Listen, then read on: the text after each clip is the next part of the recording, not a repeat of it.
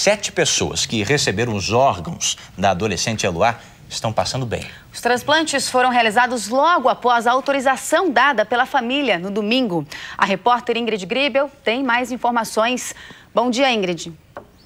Bom dia, Roberta. Bom dia, Eduardo. A mulher de 39 anos, receptora do coração da adolescente, já deixou a UTI e agora está num quarto do Hospital Beneficência Portuguesa. Além dela, um homem que recebeu o rim esquerdo e também o pâncreas da adolescente se recupera adequadamente, segundo os médicos. Ele já está, inclusive, sem a sonda e sem o soro. Uma criança de 12 anos, receptora do fígado, deve receber alta em 2 semanas. Segundo os médicos, todos os pacientes, inclusive os que receberam as córneas e também os pulmões da adolescente, passam bem. Essa atitude positiva da família de Eloá pode ajudar a reduzir a fila por transplantes. Hoje, no Brasil, mais de 70 mil pessoas aguardam por órgãos. Aqui ao meu lado, o vice-presidente da Associação Brasileira de Transplantes, Benhur Ferraz Neto. Por que é tão difícil convencer as famílias?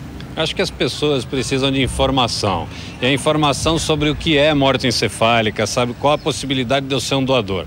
Morte encefálica é uma morte como outra qualquer, totalmente diferente de comas. Não existe nenhuma chance de haver confusão entre coma e morte encefálica. Então, as pessoas precisam saber disso para fazer a opção em doar ou não seus órgãos.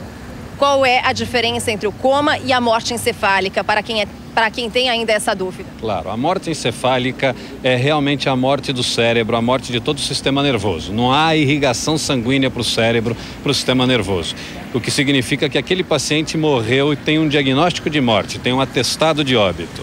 O coma é uma situação clínica que pode ser reversível. A morte encefálica, como qualquer morte, é irreversível, aquele indivíduo morreu. Esta é a diferença básica e por isso ele se torna um potencial doador de órgãos. Eduardo, pois Ingrid, não? Eu tenho uma pergunta para o nosso convidado, Ingrid, porque há exatamente uma semana o Brasil todo acompanhava chocado o desfecho desse caso trágico em Santo André e descobria que a adolescente Eloá tinha tido efetivamente uma morte cerebral. No caso da Eloá, a captação dos órgãos foi tremendamente rápida e isso, imagino, ajudou a salvar mais vidas. Por que nem sempre é assim? Por que a captação de órgãos às vezes é tão dificultada, tão demorada, hein?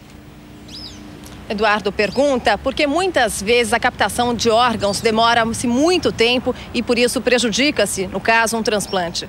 Claro, olá Eduardo, depois que esta pessoa morreu, o coração continua batendo, está em morte encefálica, morte cerebral, o coração continua batendo às custas de medicações e de aparelhos que trocam oxigênio com o sangue, para o sangue continuar circulando por todos esses órgãos que foram doados e que podem ser utilizados para transplante. E este período que o coração pode ficar batendo às custas de medicação, ele é limitado em algumas horas. Quer dizer, se existe uma demora muito grande, a gente acaba perdendo todos os órgãos e não consegue fazer os transplantes. Muito obrigada pelas informações. A boa notícia é que aqui em São Paulo, esse ano, os transplantes de órgãos cresceram 18,5%, segundo a Secretaria Estadual da Saúde. Voltamos aos estúdios do Fala Brasil.